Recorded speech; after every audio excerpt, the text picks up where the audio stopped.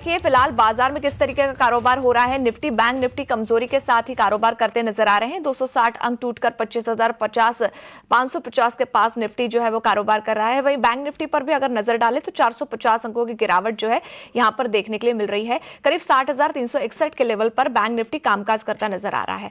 आज सबसे ज्यादा दबाव जो है वो आईटी सेक्टर से ही बनता नजर आया, लेकिन देखिए सुबह जो आईटी सेक्टर करीब 4 से 5% तक टूटा हुआ था, वहां रिकवरी देखने के लिए मिली है। 1100 अंकों की रिकवरी यहां पर देखने के लिए मिली। 2% अभी भी गिरावट जो है यहां पर लगातार देखने के लिए मिल रही है। इसके अलावा मेटल और रियल्टी शेयर भी ऐसे हैं जहां पर बड़ी गिरावट जो है वो देखने के लिए मिल रही है। अब अगर टॉप गेनर्स और लूजर्स पर नजर डाले तो सबसे पहले लूजर्स देख लेते हैं।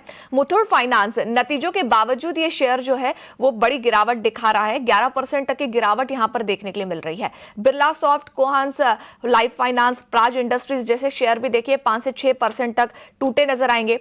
गेनर्स की बात कर लेते हैं। इंजीनियरिंग इंडिया, उसके अलावा Aditya Birla finance retail limited का शेयर भी करीब देखिए 5 से 13% तक की तेजी यहां पर देखने के लिए मिल रही है। अब जरा आइए अपने गेस्ट के पास चलते हैं और निफ्टी बैंक निफ्टी में यहां से आगे कैसी रणनीति बनानी चाहिए ये जरा समझ लेते हैं। हमारे गेस्ट लगातार हमारे साथ जुड़े हुए हैं। Kunal Shah ji, Kunal, Nifty bank Nifty यहां से आगे कैसे नजरिया बन पा रहा है आपका?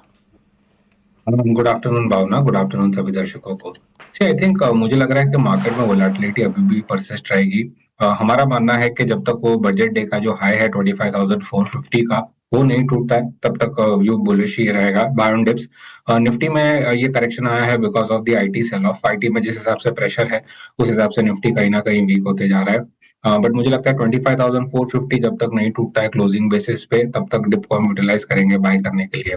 अपसाइड पे जो अभी इमीडिएट हर्डल बन चुका है मार्केट के लिए वो है 25,700 800 का जोन।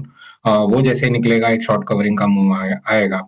तो करंट लेवल से अब अगर आप मुझे पूछोगे तो मैं बाय ऑन डिप्स की स्ट्रैटेजी रेकमेंड करूंगा। डिप्स मिले उसको यूटिलाइज करें बाय करने पे। करंट लेवल्स पे निफ्टी पे कोई ट्रेड नहीं बन रहा है।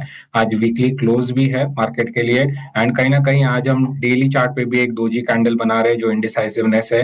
ओवरनाइट पोजीशन कैरी करना भी रिस्की रहेगा क्योंकि कहीं ना कहीं ग्लोबल न्यूज इंपैक्ट करते हैं। जहां तक बैंक निफ्टी की बात है यहाँ पे रिलेटिव स्ट्रेंथ क्लियर कट थी। बट कहीं ना कहीं बैंक निफ्टी ने भी 3-4 दिन का जो कंसोलिडेशन है वो नीचे की तरफ तोड़ा है। सो वापस हम वो रिगेन नहीं करते। अपसाइड में 60,300 400 का जो जोन है वो हम लोग डिसाइसिवली अगर रिगेन नहीं करते तब तक थोड़ा ट्रेंड जो है वो साइडवेज रहेगा बैंक निफ्टी के लिए। 60,600 ये लेवल में ध्यान में रखूंगा। ये मैं स्पॉट लेवल की बात कर रहा हूँ। 60,600 निकलता है तो शॉर्ट कवरिंग का मूव आ जाएगा जो बैंक निफ्टी को 61,500 तक लेके जा सकता है।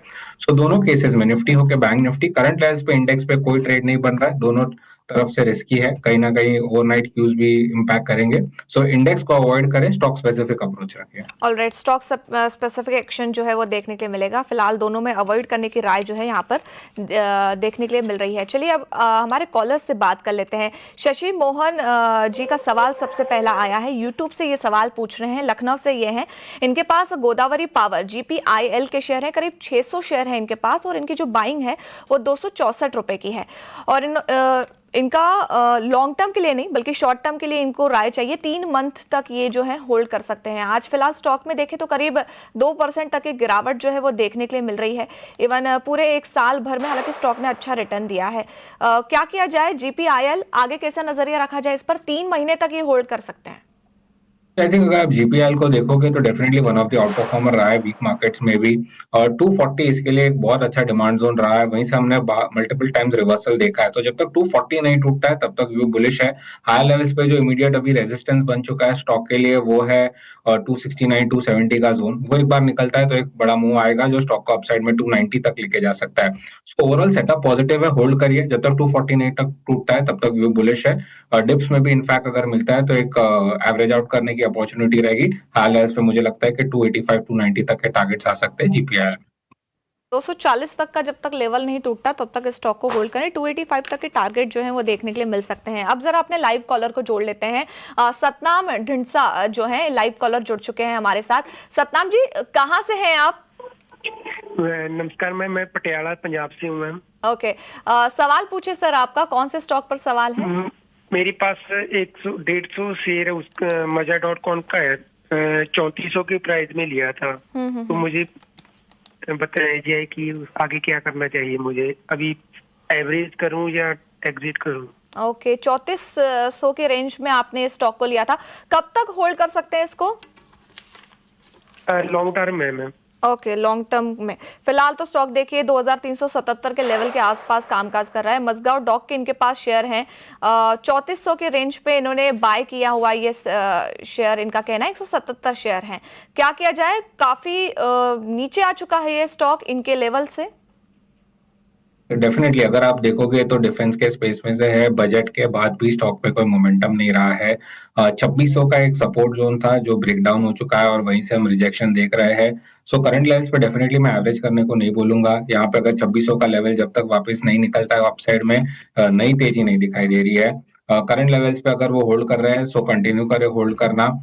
मुझे लगता है कि डाउन साइड पे जो ये सपोर्ट जोन बना है स्टॉक के लिए 2200 का, वो अगर टूट जाता है तो फिर अपनी जो लॉन्ग पोजीशन है उसको एग्जिट कर दीजिए, क्योंकि लॉन्ग टर्म सपोर्ट है। अगर वो टूटता है तो फिर स्टॉक को देर नहीं लगेगी 1400-1500 आने के लिए।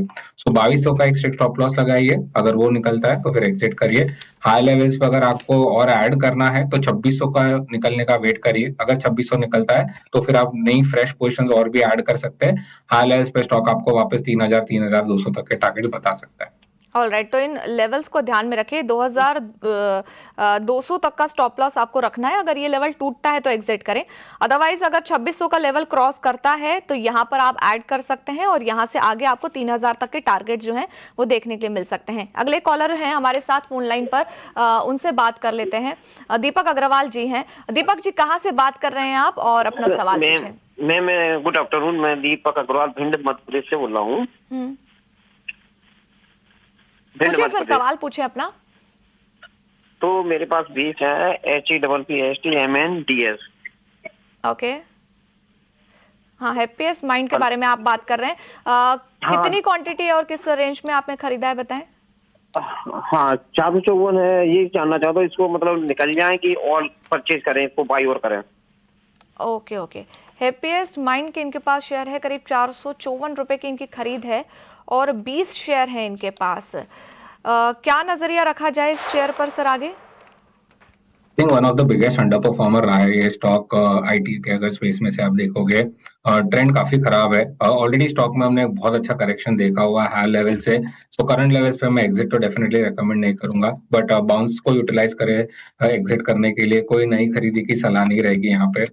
स्टॉक में जो अपसाइड पे अभी जो स्ट्रिक्ट रेजिस्टेंस बन गया है जिसके ऊपर स्टॉक नहीं निकल पा रहा है, वो जोन है 450 का।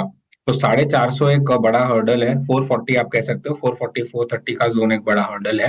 वहां तक अगर बाउंस आता है स्टॉक में तो आई थिंक एक अच्छी अपॉर्चुनिटी रहेगी जहां पे आप एग्जिट ले सकते हो। करंट लेवल्स पे अवॉइड करूंगा, बाउंस मिले तो एग्जिट की स्ट्रैटेजी रखनी चाहिए हैप्पीएस्ट माइंड में। लेवल पर अवॉइड, बाउंस मिले तो एग्जिट की जो राय है आपको मिलती हुई नजर आ रही है। कुणाल जी हमारे साथ जुड़े रहिए, फिलहाल आगे बढ़ते हैं और अपने नतीजे जो हैं वो पेश किए हैं। बायोकॉन के शेयर पर आपकी क्या राय बन रही है? आज तो शेयर देखे करीब आधे % की बढ़त दिखा रहा है। बायोकॉन अगर आप देखोगे तो हाई लेवल्स पे जो रिजेक्शन जोन रहा है स्टॉक के लिए वो है 390 का। 390 का लेवल एक जिस दिन सरपास कर लेगा तो एक ट्रेंड रिवर्सल आ जाएगा जो स्टॉक को हाई लेवल्स पे फिर 410 420 तक लेके जा सकता है। सो ओवरऑल सेटअप पॉजिटिव है। वीकली चार्ट्स पे भी कहीं ना कहीं कंसोलिडेशन का फेज है, बट मैं ये लेवल को ब्रेक करने का वेट करूंगा। जिस दिन 390 निकलेगा उस दिन एक ट्रेंड रिवर्सल आएगा, फिर अग्रेसिव लॉन्ग जा सकते हैं। नीचे में जो सपोर्ट बन जाएगा 375 का और हाई लेवल्स पे आप 410 420 के टारगेट्स के लिए अपसाइड में बायोकॉन को प्ले कर सकते हैं। तो 10 के टारगेट के लिए बायोकॉन में बाइंग कर सकते हैं, लेकिन 390 का लेवल अगर क्रॉस होता है उसके बाद एक बड़ा बाउंस आपको देखने के लिए मिल सकता है। 375 के पास आप सपोर्ट लेकर रखें। फिलहाल स्टॉक जो है वो 378 के लेवल पर कामकाज करता आपको नजर आएगा। शुक्रिया कुणाल जी हमारे साथ जुड़ने के लिए। थैंक तो योर स्टॉक्स में वक्त हो चला है यहीं